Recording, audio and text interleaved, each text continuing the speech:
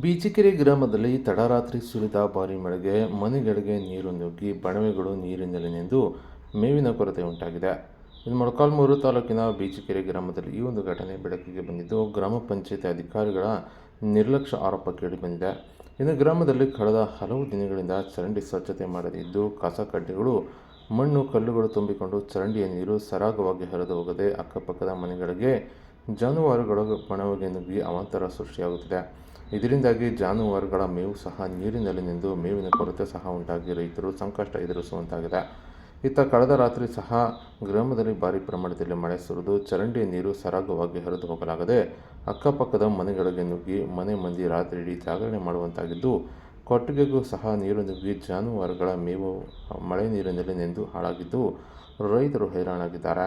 ಇನ್ನು ಈ ಬಗ್ಗೆ ಈಗಾಗಲೇ ಗ್ರಾಮ ಪಂಚಾಯತ್ ಅಧಿಕಾರಿಗಳ ಗಮನಕ್ಕೆ ತಂದಿದ್ದು, ಸ್ವಚ್ಛತೆ ಮಾಡದೆ ಗ್ರಾಮ ಪಂಚಾಯತ್ ಅಧಿಕಾರಿಗಳು ನಿರ್ಲಕ್ಷ್ಯ ತೋರಿದ್ದಾಗಿ ಆರೋಪಿಸಿದ್ದಾರೆ. ಇನ್ನು ತಾಲೂಕು ಪಂಚಾಯತ್ ಮತ್ತು ಮೇಲಾಧಿಕಾರಿಗಳ ಗಮನಕ್ಕೆ ತಂದಿದ್ದರೂ ಸಹ ಯಾವೊಬ್ಬ ಅಧಿಕಾರಿಗಳು ಸಮಸ್ಯೆ ಬಗೆಹರಿಸಲು ಮುಂದೆ ಬಾರದೇ ಇದ್ದು, ಅಧಿಕಾರಿಗಳ ವಿರುದ್ಧ ಗ್ರಾಮಸ್ಥರು ಬೇಸರ ವ್ಯಕ್ತಪಡಿಸಿದ್ದಾರೆ.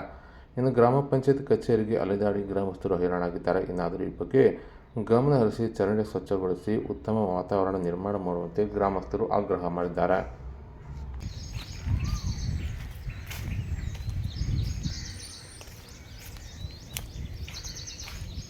ಮೇವೆಲ್ಲ ನೆಂದು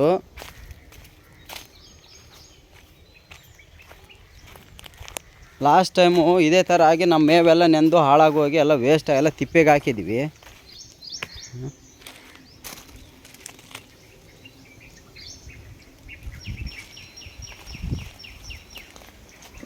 ಸತತವಾಗಿ 2-3 ವರ್ಷದಿಂದ ಬರೀ ಇದೇ ಹೇಳ್ತಾ ಇದ್ದಾರೆ, ಅವಾಗ ಮಾಡ್ತೀವಿ ಇವಾಗ ಮಾಡ್ತೀವಿ ಅಂತ. ಎಲ್ಲೂ ಏನೂ ಕೆಲಸ ಆಗ್ತಾಯಿಲ್ಲ.